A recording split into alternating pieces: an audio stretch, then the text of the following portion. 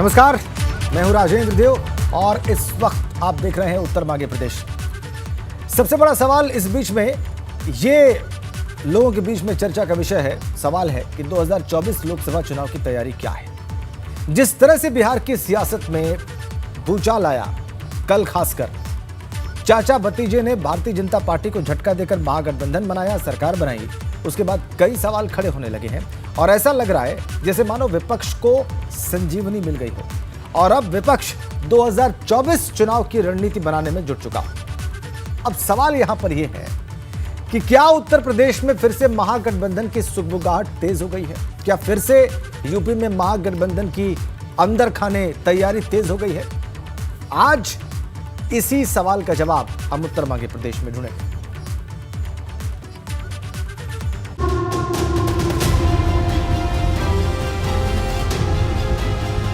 क्या नीतीश मॉडल से होगा यूपी में विपक्ष का कल्याण?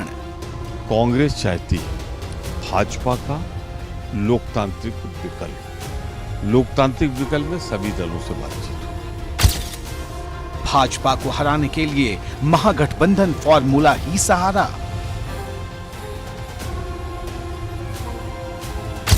क्या 2024 के लिए नई खिचड़ी पकने लगी है?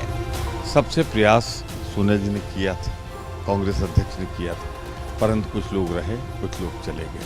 अब फिर वक्त का तकाजा है कि अगर हम सब मिलजुल कर बैठ जाएं तो भाजपा का खात्मा तय है। क्या फिर साथ आएंगे अखिलेश और मायावती? उत्तर मांगे प्रदेश। क्या फिर साथ आएंगे अखिलेश यादव और मायावती?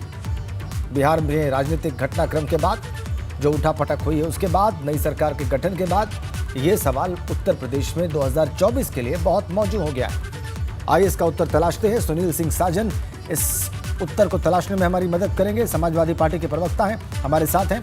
सुरेंद्र राजपूत हैं, कांग्रेस पार्टी के प्रवक्ता हैं, इस वक्त हमारे साथ जुड़े हैं। हीरो वाजपेयी हैं, भारतीय जनता पार्टी के प्रवक्ता हैं, हमारे साथ हैं। आप सभी का बहुत बहुत स्वागत और अभिनंदन उत्तर मांगे प्रदेश में एबीपी गंगा पर।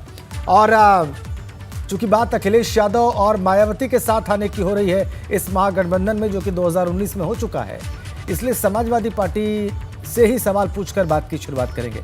सुनील सिंह साजन, क्या यह मुमकिन होगा 2024 के लिए?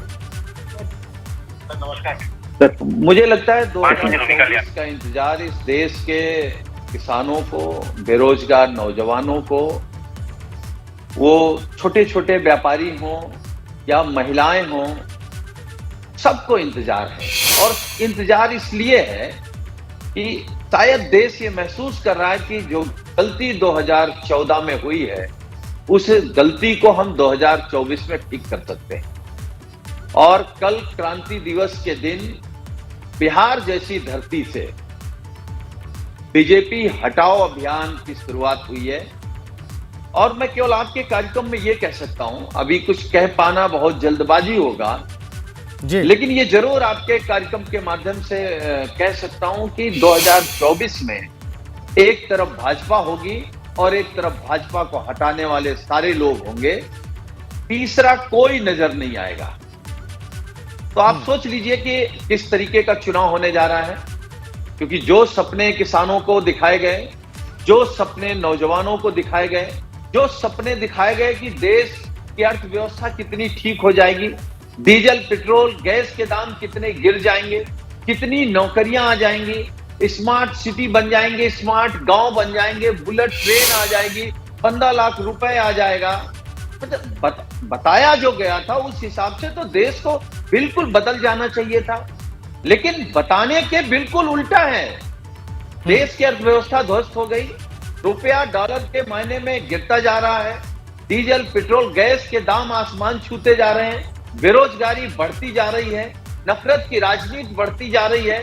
ये हम सरकार तो अमृत महोत्सव मना रही है पूरे देश में, और अमृत महोत्सव मनाने की आड़ में जो व्यापार और जो बिजनेस चल रहा है, राष्ट्रवाद को बेचा जा रहा है।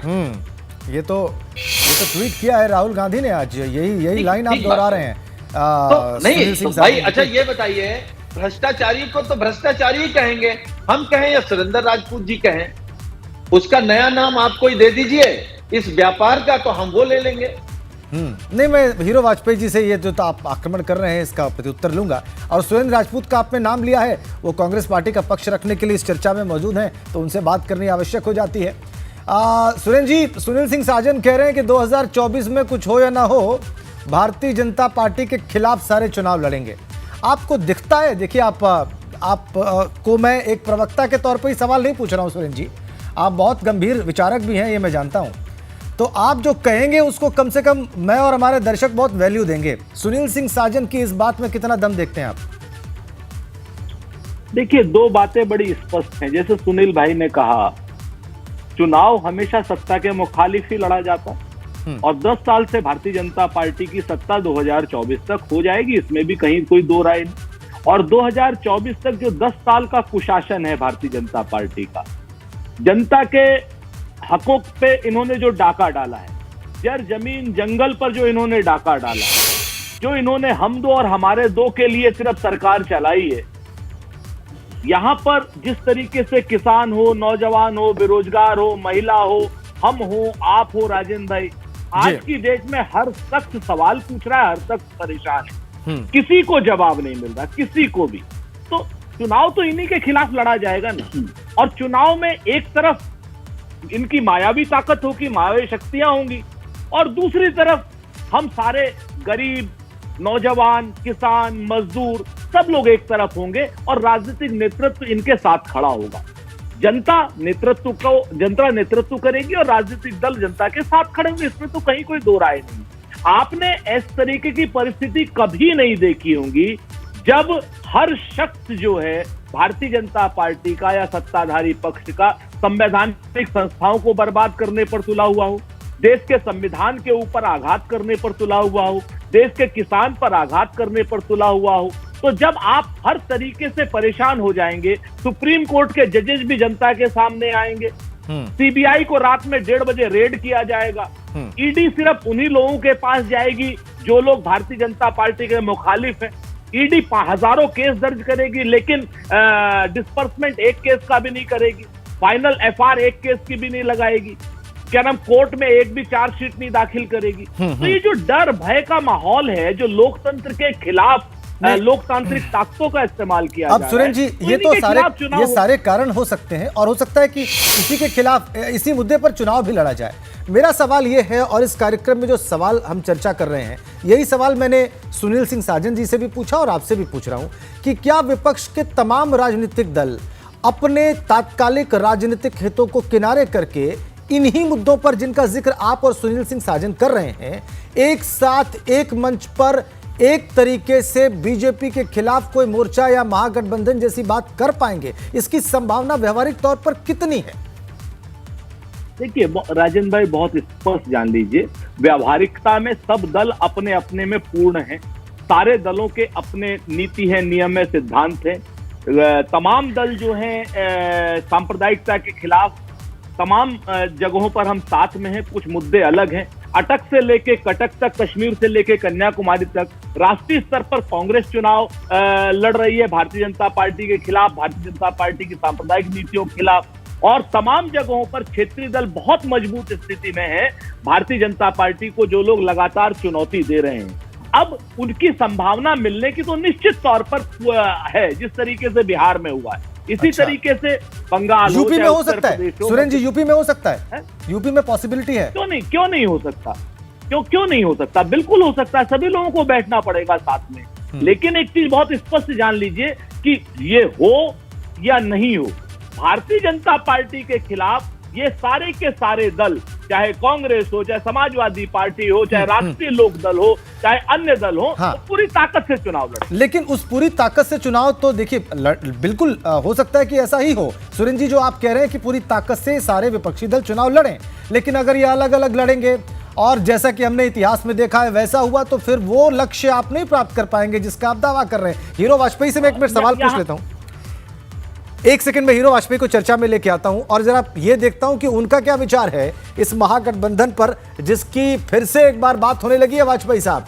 और आप देखिए, दो विपक्षी दलों के प्रवक्ता कह रहे हैं कि हाँ, यह संभावना है और ऐसा संभव हो सकता है। और बिहार में आपने देखा, जब ये महागठबंधन 2015 में लड़ा तो उसको किस तरीके की कामयाबी मिली। मुझे याद है 178 सीटें मिली थी बिहार में 2015 के विधानसभा चुनाव में, जब आरजेडी, कांग्रेस और जनता दल यूनाइटेड और एक दो और लोग मिलकर चुनाव लड़े थे। वाजपेयी साहब,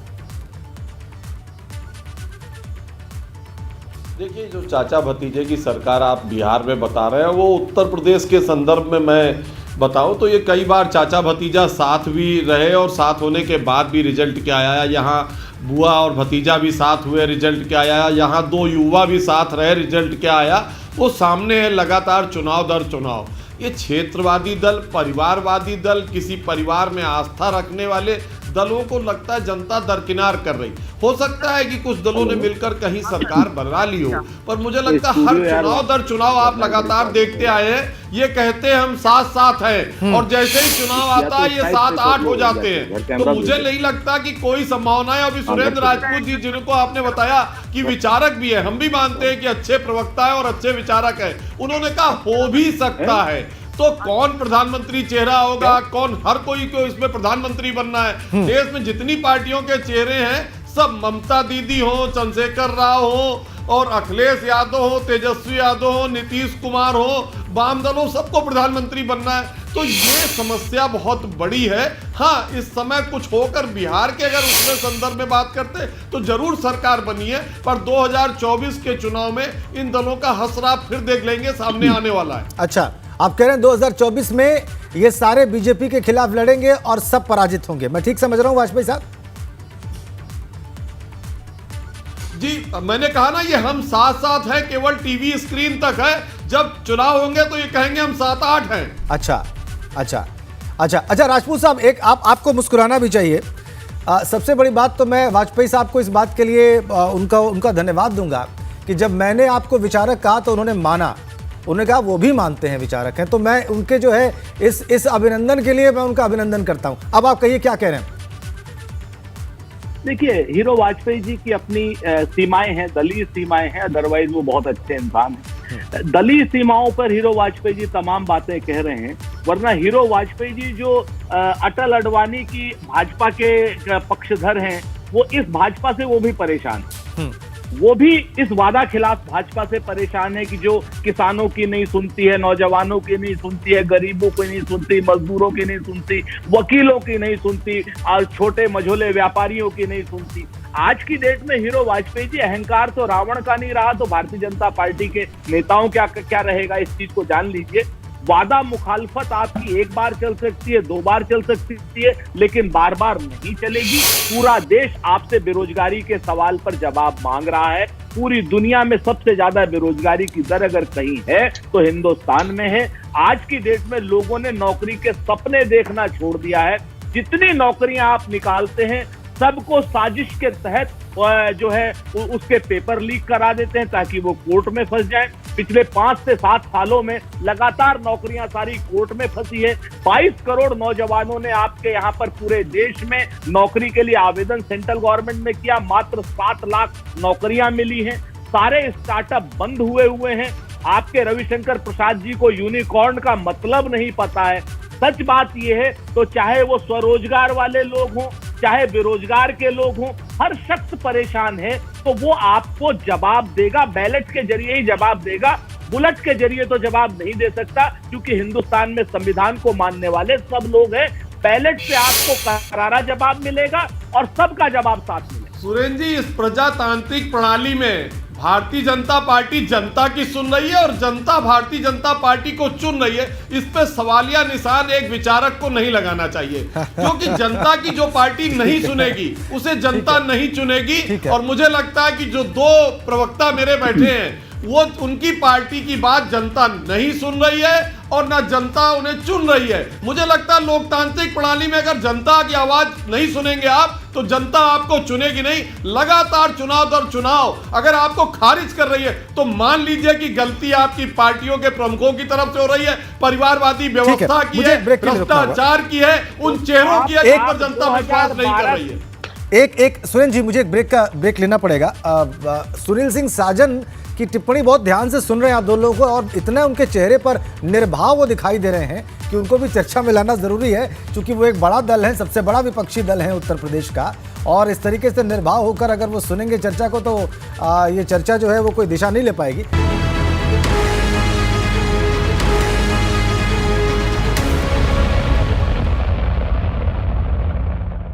उत्तर प्रदेश में महागठबंधन की संभावना टटोल रहे हैं 2024 के चुनाव से पहले जो कुछ बिहार में हुआ है उसके मद्देनजर, और इसीलिए सुनील सिंह साजन आपसे मैं सवाल करूंगा और मैं चाहूंगा कि हम सभी लोग बहुत जल्दी अपनी बात समाप्त करें, कार्यक्रम का समय सीमित है। तो सुनील सिंह साजन, जो कड़वाहट रही, जिस कड़वाहट के साथ आप बहुजन समाज पार्टी से अलग हुए, उसके बाद क्या कोई भी संभावना है, व्यवहारिक तौर पर बात हो सकती है, या आप लोग सोच ही नहीं रहे इस विषय में, जाना ही नहीं उस रास्ते और किसी दल के साथ गठबंधन किया जा सकता है? देखिए राजेंद्र जी, मैं अभी बीजेपी के प्रवक्ता को सुन रहा था, हीरो भाई को। उनका चेहरा बहुत खूबसूरत है, आवाज और चेहरे में लेकिन जो घमंड झलक रहा था वो अच्छी बात नहीं है। कह रहे हैं कि जनता बीजेपी की सुन रही है, ये तो अच्छी बात है कि जनता आपकी सुन रही है, लेकिन आप जनता की क्यों नहीं सुन रहे हैं?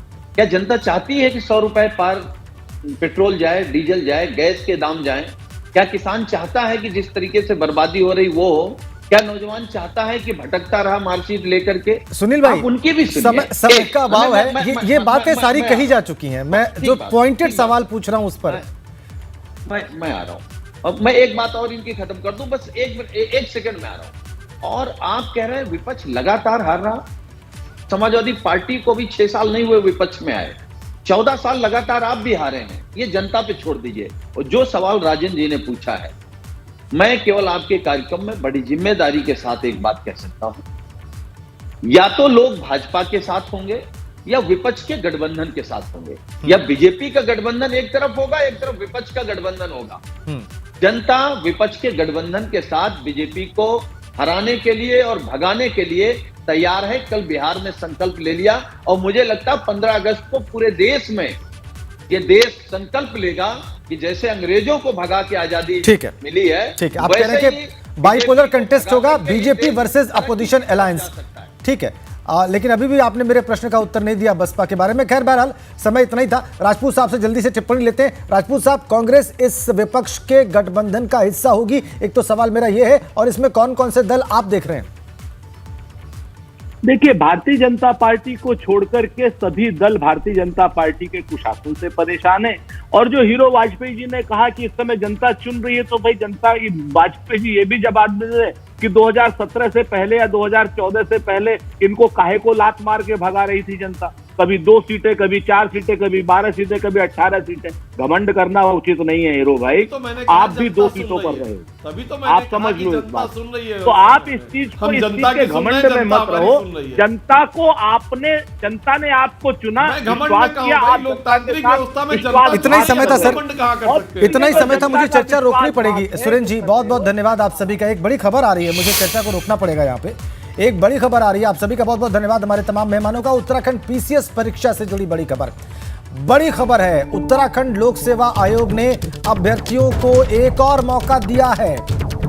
मेंस का शुल्क न दे पाने वालों को मौका दिया गया है। जी हां, 11 से 20 अगस्त तक मेंस की फीस अभ्यर्थी अब दे सकेंगे। 14 से 17 अक्टूबर के बीच में मेंस की परीक्षा होगी। ये उत्तराखंड लोक सेवा आयोग की हम बात कर रहे हैं। जो मेंस का शुल्क नहीं दे पाए हैं उनको मौका मिलेगा। 11 से 20 अगस्त तक मेंस की परीक्षा की फीस ये अभ्यर्थी दे सकेंगे, और 14 से 17 अक्टूबर के बीच मेंस की परीक्षा होगी उत्तराखंड लोक सेवा आयोग के द्वारा। ये बड़ा फैसला उत्तराखंड लोक सेवा आयोग का। तो उत्तराखंड पीसीएस परीक्षा अभ्यर्थियों को यहां पर राहत। उत्तराखंड लोक सेवा आयोग ने अभ्यर्थियों को एक और मौका दिया है। जिन्होंने मेंस की परीक्षा की फीस नहीं दी, उन्हें मेंस की परीक्षा की फीस देने का अवसर दिया गया है 11 से 20 अगस्त के बीच में। अजित सिंह राठी हमारे ब्यूरो चीफ हमारे साथ हैं। अजित सिंह, क्या आपको जानकारी मिल रही है? और राजेंद्र, देखिए पब्लिक सर्विस कमीशन ने एक बहुत बड़ा फैसला लिया है। कई दिनों से मंथन चल रहा था। 1 लाख अभ्यर्थियों ने पीसीएस की प्री एग्जाम दिया था और उसमें से 5000 अभ्यर्थी उत्तीर्ण हुए थे, लेकिन 5000 में से भी 4700 के आसपास लोग मेन परीक्षा के लिए शुल्क जमा कर पाए थे। 295 अभ्यर्थी छूट गए थे। तो चूंकि आयोग ने इस बात पर देर तक मंथन किया, कई दिनों तक मंथन किया कि अगर किसी बच्चे ने प्री पास किया है तो वो उसकी संवेदनशीलता को ध्यान में रखते हुए उनके लिए एक बार फिर पोर्टल खोला जा रहा है। 11 से 20 अगस्त के बीच में उनको एक फिर अवसर मिल रहा है कि उनको शुल्क जमा करना होगा मेंस का। तो जब वो मुख्य परीक्षा का शुल्क इस दौरान जमा कर देंगे तो उनको भी मुख्य परीक्षा में बैठने की अनुमति मिल जाएगी। एक तो बड़ी खबर यह है। दूसरा, आयोग का बड़ा फैसला यह है कि जो 20 से 23 अगस्त के बीच जो एक मुख्य परीक्षा होनी थी पीसीएस की, वो अब 14 से 17 अक्टूबर के बीच होगी। तो चूंकि ये कोरोना की बाद पहली पीसीएस परीक्षा हो रही है और इसमें लाखों अभ्यर्थी जुड़े हुए हैं, तो इस वजह से दोनों फैसले आयोग के बहुत ही महत्वपूर्ण माने जा रहे हैं। और जो मेंस में जो अभ्यर्थी शामिल होने वाले थे उनको तैयारी के लिए 2 महीने का मौका और मिल गया है। तो 300 के आसपास अभ्यर्थियों को प्री में जो उत्तीर्ण थे उनको आवेदन शुल्क जमा करने के एक अवसर बिल्कुल, एक आवेदन शुल्क जमा करने का अवसर मिल गया है और 2 महीने परीक्षा की तैयारी का अवसर मिल गया है। तो ये 2 राहत उत्तराखंड पीसीएस परीक्षा देने वाले अभ्यर्थियों के लिए। बहुत बहुत धन्यवाद आपका अजीत सिंह राठी। और इसी के साथ इस बुलेटिन में फिलहाल इतना ही। बहुत बहुत धन्यवाद उत्तर मांगे प्रदेश के।